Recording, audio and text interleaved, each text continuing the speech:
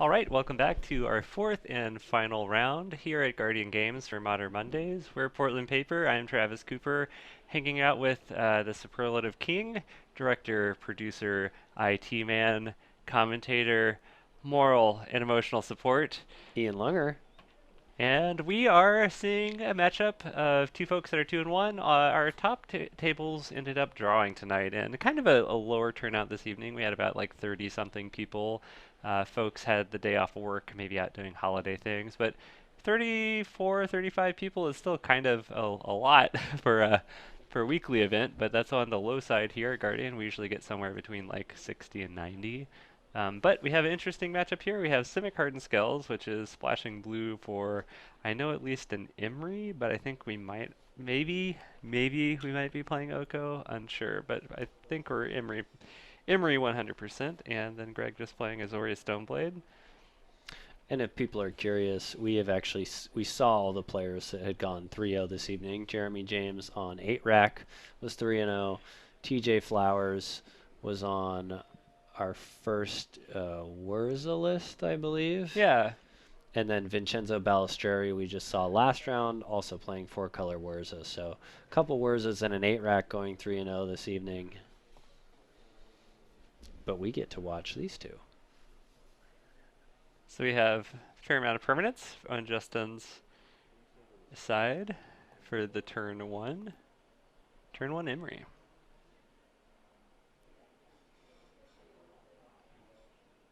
Did I miss? No, it's at turn two Imri. Did we activate the Ink Moth to allow Mox Opal to tap there?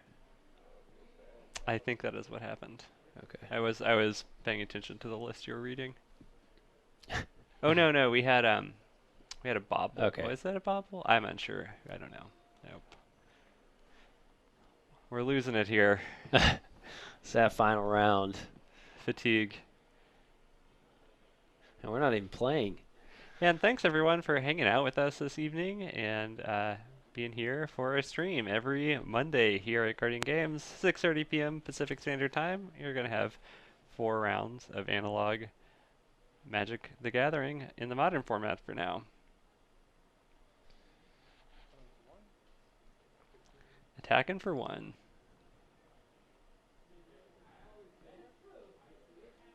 And we're going to drop a hanger back.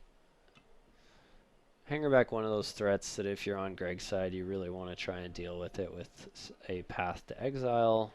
Yeah, as long as there's not a sack outlet, you kind of ignore it for a while. Justin's pretty incentivized to just get a lot of counters on this Hangerback Walker, and if you're able to path it, Justin used a bunch of mana to not do much. It's interesting how this Hardened Scales deck can take what looks like a pretty mopey board state and, add a sack outlet or a animation module to it or some sort of engine card, and all of a sudden it can become quite impactful.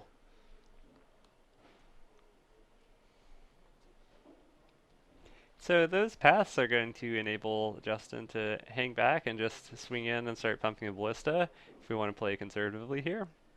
Yeah, unlike traditional Affinity, this Hardened Scales list actually has mana sinks. So oftentimes can make use of the lands that Path is giving them.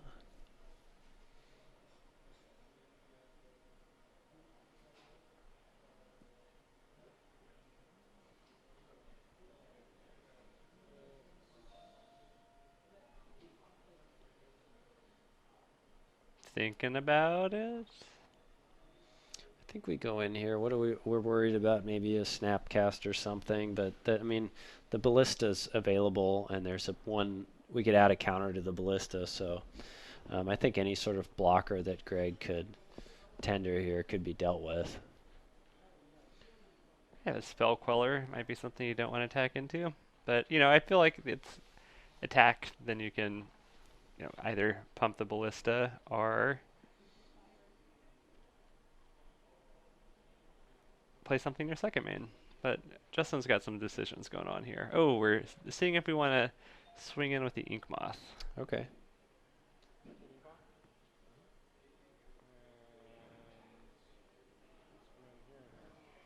Interesting. So we are kind of worried about that. This would suggest that we're a little worried about that spell queller.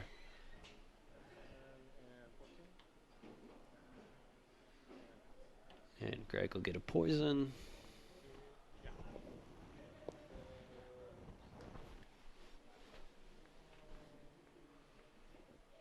Target? So new result? That's all results. Okay. Target. We're going to target path. This is where we'll see the pump in response. And then we're going to see what path goes after. Probably the ballista here. Yep. I'll shoot one here and let you. And we'll go 1 and 1. Justin will get some value out of that ballista. Do you think...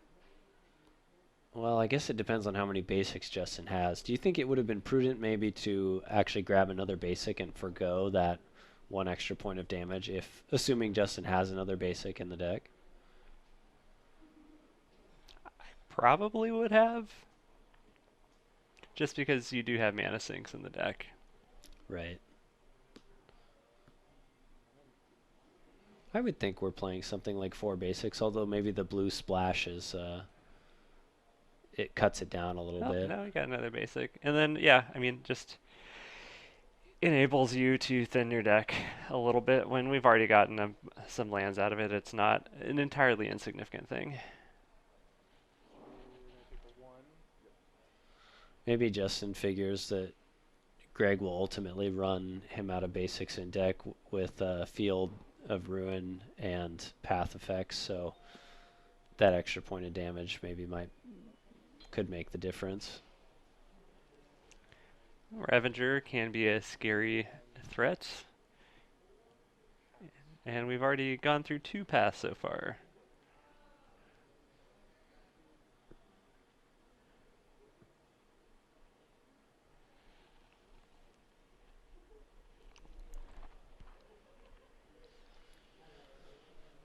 So Greg's still kind of posturing as a blue-white control deck. Not sure if Justin is aware that Greg is on the Stoneblade package. Yeah, it feels like the Jeskai list and the blue-white list play out very differently in terms of um, this different Stoneblade decks, where Jeskai is going to be more of a tempo deck and utilize burn to sort of finish your opponent off or act as a way to clear out space for attackers. And the Stoneblade list for blue-white is going to use Stone Forge Mystic and equipment package as more of a card advantage engine and not necessarily a really aggressive um, tempo-oriented deck. More like the control deck with a little bit faster win condition. See Justin getting in for 3 here. Greg still be at a comfortable 9.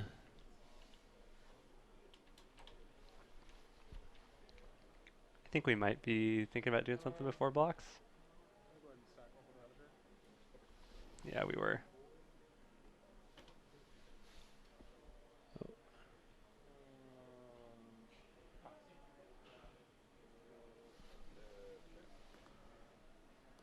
Okay, we go for end step snap here. And we're going to path the Ravager. And this is where Justin's got to decide how much worse does this game get if we let it go on. So Justin will decide that we need to get this game over with, or Greg's going to take it. Yeah, I feel like we might have a Teferi here and bounce the Yep. worker. So really key to get the sack outlets off the board when playing against Hardened Skell's deck.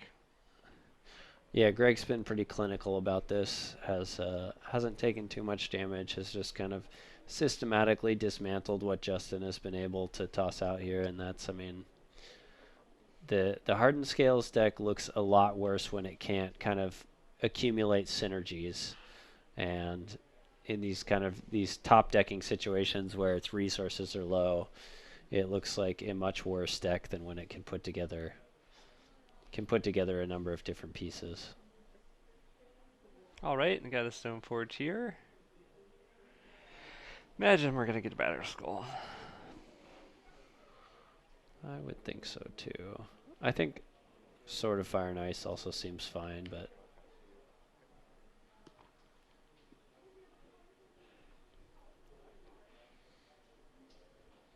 Batterskull's probably just gonna ice this game.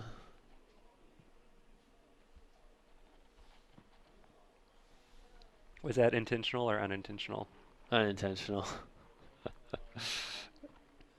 And Greg is playing Snowlands, so. Ah, I see. So Justin's gonna try and cast a Ballista on 2, and Greg will let it resolve. But that Batterskull's still coming on in. Maybe we can shoot it It's true. with the trigger on the stack. Guess we're just taking out the Stoneforge. Or are we taking out the Teferi here? I think you have to take out the Stoneforge. It's Agreed. pretty. I mean, all Greg has to do is draw one more land to play the Batterskull, but it's not looking good either way. No.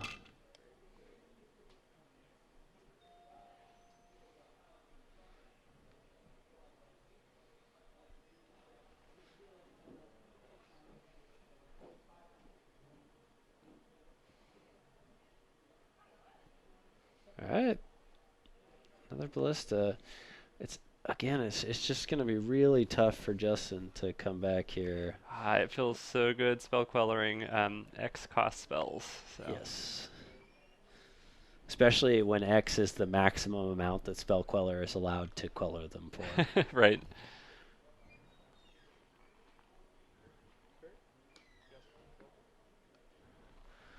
Full. Does it stay in exile? That's always a fun thing to do. Yeah. Although I almost would have waited if I were Greg and bounced it the next turn with the mana up to recast it. It's probably not going to matter, but just, as a thought experiment.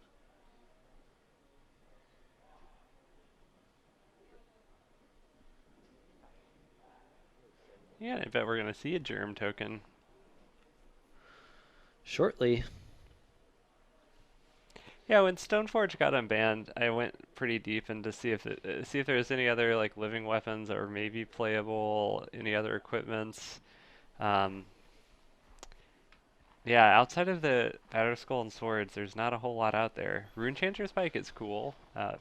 Definitely cool. Let's take a look at the old 11. Runechanter's Spike.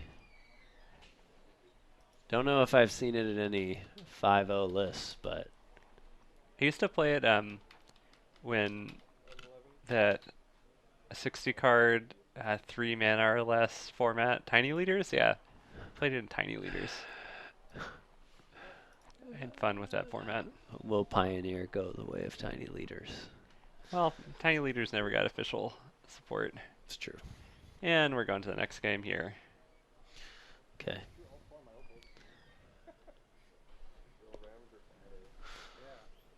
Not Pioneer legal. Would be sweet if it was. Yeah, it would be cool to have some. Are there any decent equipment in Pioneer? Hammer. Okay. Yeah. You can do the hammer combo. Okay.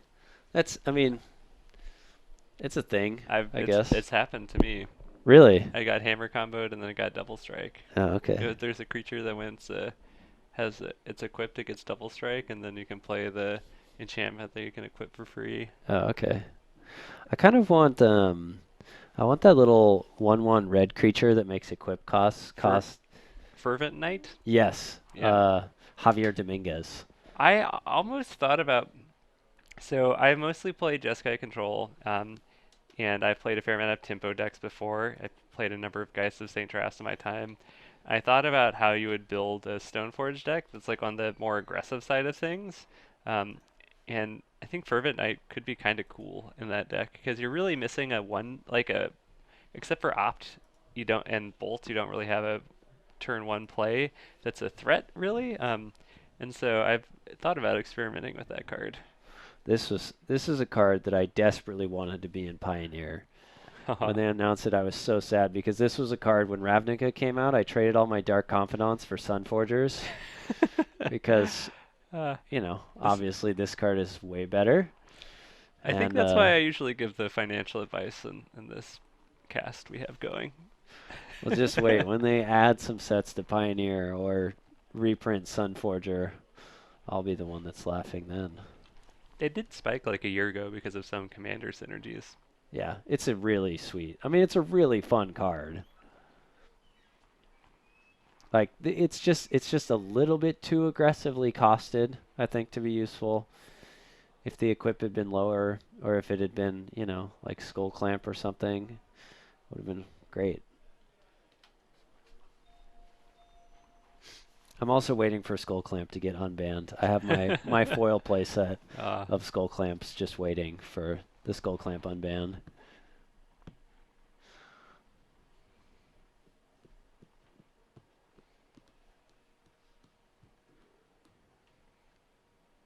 I feel like people just forget about they like people talk about like the greatest equipments of all time, and Skull Clamp doesn't get mentioned, yeah. I know, which is insane because it just is. Like I think it hands down is. Can we get a mulligan for Justin here? And it definitely has some like nice throwaway art that would like really suggest that they did not expect this card to be that great. It looks like we're looking at a Netrunner card to me. For sure. Yeah, this was kind of an odd. Darksteel was kind of an odd era of art where we were kind of like transitioning to digital a little bit. We also just gotten the new borders. What a time to be alive. We both were in fact alive then. Truth.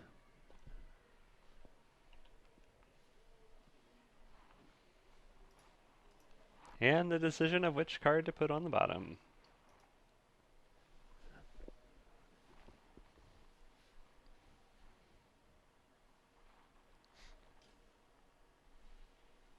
Deep thoughts here. Justin does have the hardened scales in hand. It's pretty solid. Must be looking at, looks like we have a forest at Darksteel Citadel. If Justin must not have another colored source, because if you're able to against these Path to Exile decks, putting your being able to tuck a basic is oftentimes a really good place to be. But Justin really needs to get that hardened scales out early, make sure that it avoids a counter. So I could see keeping the forest.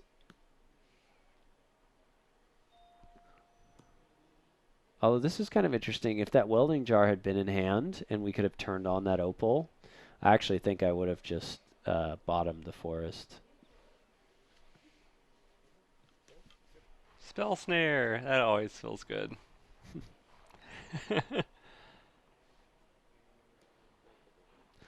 A lot of good 2-drops.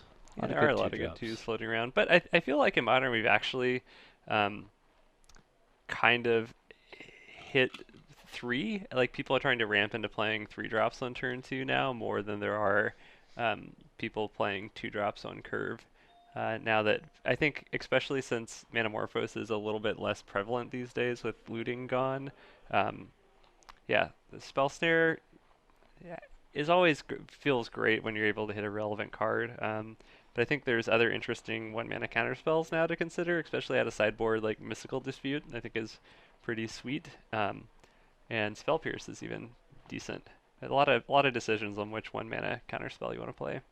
Yeah, that's one thing that makes it kind of always fun when you're playing any sort of control deck is that you can always just like Jund players can just debate on like the exact number of abrupt decays versus maelstrom pulses. The control players can debate on the exact number of spell pierces versus spell snares.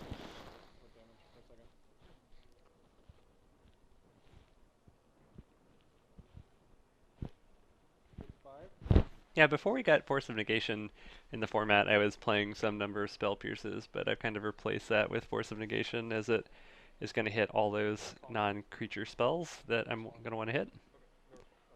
And can be free sometimes. I've got you at 14. Here you go. Okay, so Justin is Adding some counters to that ballistic. Greg unable to respond. So interesting to note here. Uh, Greg is unable to utilize the Field of Ruin to fix their mana, as Justin does not have. You you Oh, could you could. target it, and then you would. Do you still get to search even if it doesn't get destroyed, though? I don't know. Boy, do you want to pull it up, and then I could give an accurate answer of that. You 3 times. We're shooting Greg 3 times. Ouch. All right, let's take a look at Field of Ruin. Okay, so it should work then. Yeah, it has a valid target. I think if you are able to sack your land in response, then the first part doesn't check. Right.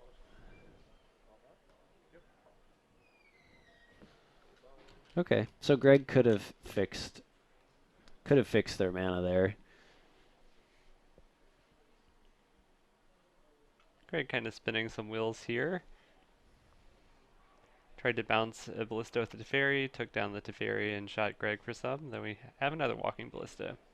Yeah, I think our life totals aren't quite right here.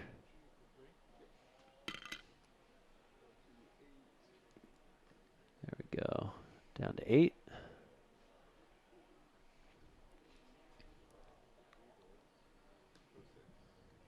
Going to 6. This smells like a cryptic command to me. I wonder if Justin was supposed to side out some number of welding jars in the matchup. They seem pretty medium here, huh? Yeah, they do, because most of the interaction you're dealing with is going to be exile effects. It depends if you think Greg's going to have a card like Supreme Verdict in the sideboard. Right, that's a good point. And again, if Hangerback Walker can dodge Path to Exile, it is a really good value card for Justin, and might be able to win the game on its own. But again, if Greg can find a Path effect, Or even a bounce effect is really good against Hangerback Walker if you don't have a sack outlet. right? And I guess between Path effects and bounce effects, Greg's looking at quite a few options.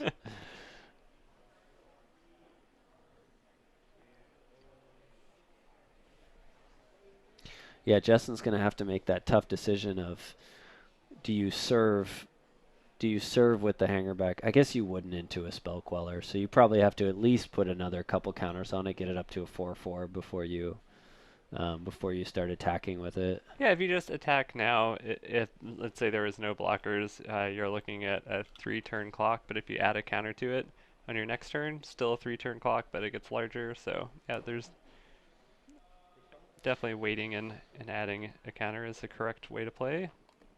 Ooh, so do you still do that now, even though it's even though it could?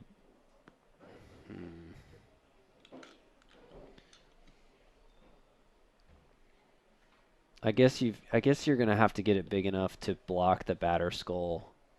So you probably just have to wait, because if you let that Batter Skull just rumble into you every turn, you're just gonna lose the game. This is going to be real interesting here, but I think definitely waiting is the correct decision. Doesn't feel great, but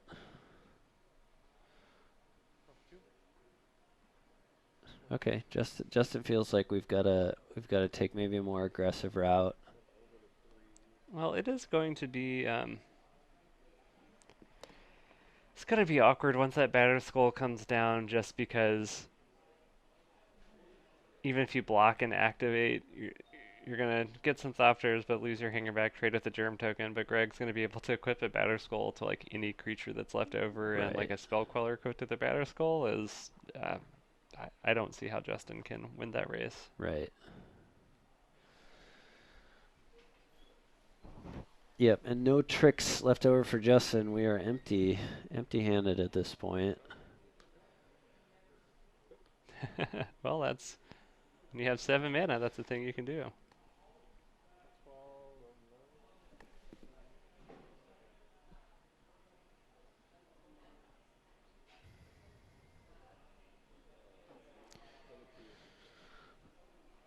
So Greg starts pulling away back the other direction.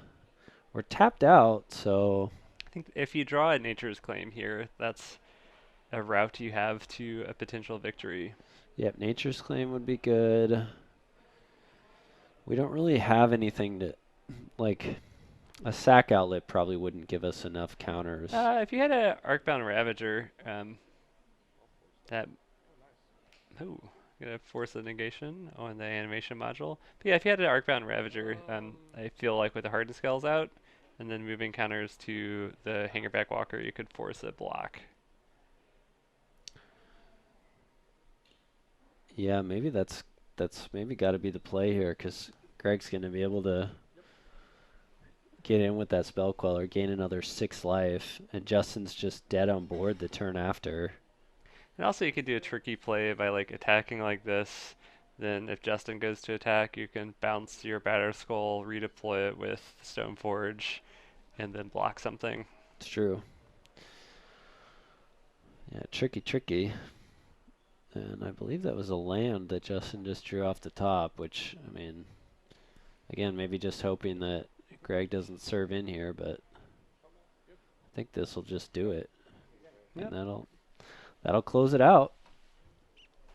And it looks like we're going to have kind of a early night here. Rarely happens, but most matches have gone pretty quickly here, and all the top tables are cleared out here on this holiday, Armistice Day. And yeah, thanks everyone for hanging out with us, and thanks especially to the people that come and hang out every Monday. We're here. We enjoy you all being here, and we'll be here next week. So everyone have a great week, and from Portland Paper, we'll see you soon.